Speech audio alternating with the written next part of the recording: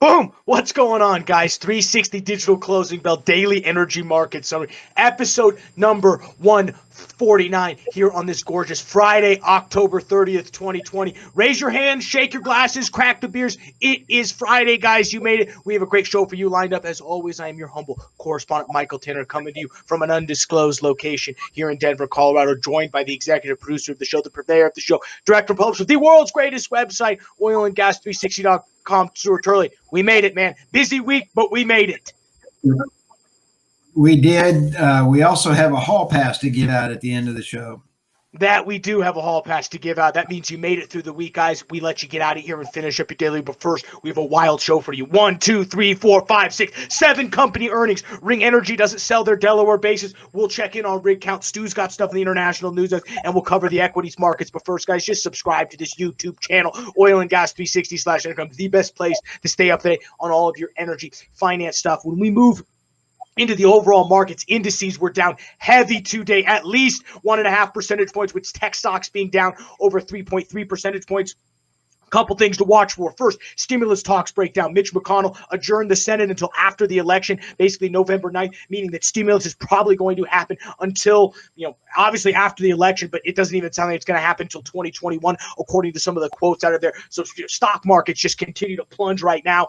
When we turn over to coronavirus cases, their 7-day rolling average has reached actually all-time highs ever since the first sort of outbreak and lockdowns happened. So that weighed on the economy as well. And also, if you didn't know this, there's an election on Tuesday. Traders are just being absolutely choppy when things come to them. We look over part of the reason why, tech stocks were down so much. I said S&P was down 1.9 percentage points. Nasdaq was down 3.2 percentage points. That was because Apple came out and actually missed earnings expectations, really off weak iPhone sales numbers. They tried to come out and say it's because they released so many different versions that the more people are buying iPhones, just not the newer ones. But either way, the street didn't like it. They were down a little bit. Crude oil down another 2 percentage points. They did to finish off what was an absolutely brutal week. We said we took a poll on the Monday show whether we thought oil would be above or below $38. I said above. Stu said below. Golfers clap, Stu. You are absolutely right. We're sitting at 35.43 for that futures market. Back into the curve, 38.78. Doesn't really mean anything. Really, it's global supply issues. There were 6 rigs increase. That means more production's coming online. Market don't really like that. And just some stuff that Stu will talk a little bit on the international news desk. Some of this, Libyan oil, OPEC, it's all coming to a head with this just mass amount of storage. And that's really, I think, the fundamental that's driving the market right now. On the natural gas side, $3.36. Holy smokes, $3.36. That's because we rolled contracts. Don't be surprised. We're only up about 1.7 percentage points from the contract roll that happened yesterday, but technically last trading session, which was yesterday afternoon. Back into the curve, $3.13. Colder weather sweeping through the Midwest. We were actually on a call with somebody from Boston. They were snowed in, and so it's part of what you're seeing on these natural gas prices rising a little bit. Like I said, currently $3.36. That's up about 1.5%. XOP was our E&P securities contract. Was down about 0.9 percentage points, 40.92. OIH was oilfield securities, 94.96. That's up 2.5 percentage points off some okay oilfield service numbers. I think a lot of this just has to come with the capital guidances aren't getting as cut as much as you might think. Now, I think that's going to happen when we flip around to Q4. Will that actually come through? I don't know, but that's why you're seeing oilfield services up. Looking on the downside, though, some numbers to take a look at. Penn Virginia Corp down 8 percentage points. Gulfport Energy down 8 percentage points. Range Resources will cover their earnings today. Not good. Obviously, Street didn't like it. Down 15 percentage points. High Point Resources, great website, but they were down 17 percentage points. Even a great website can't help your stock. On the upside, WPX up 6.5 percentage points. Cross Timbers Royalty ETF, they're up 6 percentage points. SM will cover their earnings. They're up big 8 percentage points. Brehas, they're up 8.5 percentage points. And Marine Petroleum Units just up 37 percentage points. Little ETF you get your hands on. Stu, what's on the international news desk before we cover all these earnings? Boy, I'll tell you what, we've had a busy week this week, but hey, first big news on this one is BP is shutting down Australia's largest refinery. There's more than just shutting down their largest refinery. They're shutting down, they only have 4, They've got two more shut down, and that means they're only going to have one refinery in all of Australia. That's going to leave them open for some national security issues. BP said it's assessing the feasibility of a large-scale hydrogen export. I'm not sure if I'm going to believe that one or like it or not, but we'll follow that. It falls in line with what they say they're going to do in this transition from fossil fuels to renewables, but this is a terrible step, in my opinion, for both the locals there in Australia, both from a national security perspective, and then I just think there's an availability of energy standpoint, but then also I think this is a bad move for BP. Oh, I think it's a bad move for Australia. I think BP is being selfish and not looking at people's interest. Personal opinion. Italy's SNAM actually takes the first step into Israel with LNG. Hydrogen shows a strong interdependence between fossil and renewable. Green hydrogen is actually being produced by H2O and electronic stimulation through that. Guess what you got to do? You got to have electricity. And in Italy, they need a lot of natural gas in order to get this done. So in Italy, the amount of integration between hydrogen and natural gas is there. Here's the funny one for the day, Michael. Putin, our beloved buddy. We sit here. Vodka, das vidanya. Anyway, sorry about that. You got me thinking of vodka. It's 5 o'clock. Hey, Putin, in this article, Putin decrees development of Arctic with more nuclear icebreakers. This, however, will help keep Russia cash flow from fossil fuel. I find it ironic that I think 30% of their GDP is based off of fossil fuel income. So they're going to invest in nuclear icebreakers in order to keep the oil and natural gas flowing out of the Arctic. I found it kind of funny. And so when you take a look at all of that, there is a very high correlation between fossil fuels and renewables, and we all need to just get along. So back to you, Michael. Yeah, why can't we all just get along? That's right. We hate each other. That's why. When we move over into the U.S. oil shale pack, holy smokes, guys. Earnings beat was hot today. We will cover all of those. First two stories, non-earnings. First, U.S. rig counts up 6. Increase of 9 rigs in the Permian just has me cracking up right now. Oil's tanking this week, and we're seeing 9 rigs added in the Permian. I won't go off. I'll save it for the Monday show. Please subscribe to our podcast, The Oil and Gas Show. The fact that the Permian's got 9 rigs while oil's tumbling from $40 down to $35 this week is just it makes perfect sense with what's going on right now. On the A&D side, we ran this a couple weeks ago. Ring Energy got another $1 million because they were confident their Delaware Basin assets that they sold for back in April is going to go through. Ran on the news desk this morning. It did not go through, so they received $5.5 million non-refundable deposit, and they keep their Delaware assets. Some pretty funny stuff we saw on Twitter, but as a move forward, I think this divestiture, I think that they're disappointed. That's the quote out of Paul D. McKinney right now, the new CEO over there. I don't think this changes much for them. They're obviously looking to get rid of some of these assets, but obviously they're going to now keep them. It just is unfortunate. You go down this road so much. They've been stringing it along for six months. I think at this point, at least they're getting some cash in the door right now. Street didn't like it, though. They were down about 4.5 percentage points. Let's just go ahead and move into earnings here. Let's start with Chevron, guys. They actually lose about $207 million this quarter.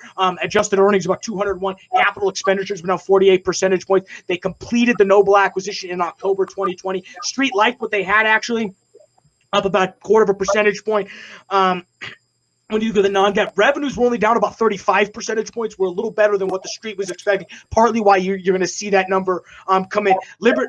Next company we're going to run is Liberty right here. They had, remember they acquired Schlumberger's OneStim business. Problem is, just because you acquired a business doesn't mean revenues are going up. Revenues still plunged 71% to $147 million. On an adjusted basis, the company lost 31 cents per share. It was actually a little better than what analysts expected, though, at 45 cents. Still, Street didn't like it. They're down about 0.25% or about 0.75 percentage point. Excuse me. So, it's really that revenue number, 71% cut in revenue. That's unfortunately going to cause you to tap all of your capital resources in terms of on the liquidity side, and then also have to tap into that debt side. Move over to Devon Energy. Good stuff there, or not good stuff. I should say good stuff if you're looking at shorting is what I should say. They reported a net loss of 92 million, 25 cents per diluted share. They're actually up 5 percentage points though. Part of it because they were able to pay down a little bit of debt. As you know, they have a combination with WPX right now, and as that moves forward. I think really why you're seeing the street move a little bit on Devon is partly because WPX was about 6 percentage points. They released some really good information that happened they released some really good earnings stuff that's supposed to come out early Monday. So I think it's part of the reason why you're seeing an increase right there for Devon. They're up 5 percentage points. Give you an idea that a core loss of about 12 million, operating cash flow from about 427 million. So good on that front. Let's move over to Range Resources now. They're down 15 percentage points. Non-GAAP revenues were 520 million. But this is what gets me, Stu, in the press release. This is buried in the press release, partly why you're going to see Range Resources. They're down 15 percentage points. GAAP revenues for third quarter totaled 200 or no, I read the wrong. This is the right line. Excuse me. GAAP revenues for third quarter 2020 totaled 300 million. GAAP net cash provided from operating activities, including changes in working capital, was an outflow of 24 million. So now we're talking about free cash outflow. One of my favorite non-GAAP. This isn't free cash outflow, but unbelievable. The sleight of hand that's happening with some of these earnings reports, unbelievable. Street picks up on it again, down 15 percentage points. For Range Resources, Phillips 66, all these super majors are just getting absolutely pounded, partly because weak demand on the refinery side. Phillips 66, they're down 800 million or about $1.82 per quarter. They actually also announced in their earnings that their San Francisco refinery will finish their conversion into the world's largest renewables fuels plant. So that's interesting. But again, losing 800 million on a quarter just is not going to look good. Street responded to that one. In a slightly positive way. They were up 1.3 percentage points. A lot of the reason is they didn't cut their dividend. And that's what when we get down with Exxon, they're only down a percentage point. Part of the reason they're only down a percentage point is because they didn't cut their dividend. But let's first cover SM and Cabot before we dive into that. Cabot, not bad. Street basically kept that stock very flat. They're actually up off the earnings call. In terms of capital expenditures, about 128 million. So they bring that down. 129 million of net cash provided by operating activities, which was only about a 30% decrease from year over year, which was actually pretty good considering the fact, that we're in this intense mess. They're helped by rising natural gas prices. It's kind of funny. Range Resources net cat outflow in a time when natural gas prices have only been rising. So it's just that, you put two and two together, you can see why the street didn't react. Cabot, as I mentioned, stay fairly flat, currently trading about 1/10 of a percentage point up as the market's here about to close. Any second here, we got about 20 seconds before the market closes. We look over at SM. Market didn't really like them. They were up. They did like him, actually up about 9.9 percentage points. Third quarter net loss of about 98 million, and net income was 42 million, which was a little bit better than what the street said.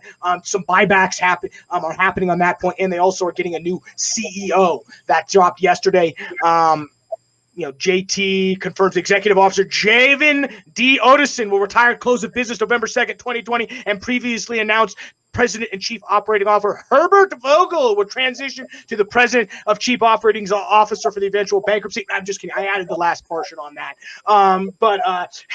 They're doing a little change of transition over there. They've also increased their directors from 9 to 10. Great. Someone else who can be on the deal for the banker side. Big earning. Interesting stuff following along on that point.